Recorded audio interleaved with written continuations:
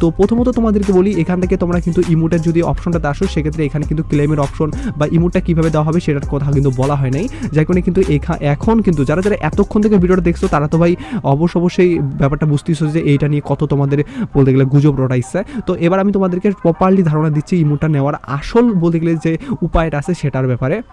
প্রথমত তোমাদেরকে বলি, গিল্ডের এই অপশনটাতে তোমরা যদি আসো নিচে কিন্তু এখানে এই অপশনটা দেখতে পারবে, বা সরাসরি তোমরা লিডার বোর্ডে এখানে ক্লিক করলেও হবে, যে কোনো একটাতে ক্লিক করো এবং কি লিডার বোর্ডের এখানে দেখো ভাই, মানে যেগুলো আর কি টপ লেভেলের পাবলিক আছে তার সেগুলো দেখতে পারবা আমাদের বাংলাদেশ সার্ভারের রিজনে যেগুলো আছে আর কি। তোমরা এখানে দেখতে পাচ্ছ টপ 100-র ভিতরে যে সব বলতে গেলে গিল্ড আছে না, এই গিল্ডগুলার একটা কিন্তু বিশেষ বলতে গেলে কারণ আছে এই পতাকাটার সাথে বা ইমোটটার সাথে। এখন অনেকে বলতে পারো যে ভাই তাহলে আমাদের টপে যাইতে হবে, এখন টপে যাওয়ার জন্য কি আমরা সাধারণ যে ম্যাচগুলো আছে সেগুলো খেলবো নাকি কি করতে হবে? তো ভাই গিল্ডের পয়েন্ট বাড়ানোর জন্য আমাদের পয়েন্ট কিন্তু 0, কারণ ভাই আমাদের গিল্ডটা একদম পরিত্যক্ত, মানে সেই পরিত্যক্ত, কেউ খেলেই না, জাস্ট আমি আর কয়েকজন মনে হয় খেলে।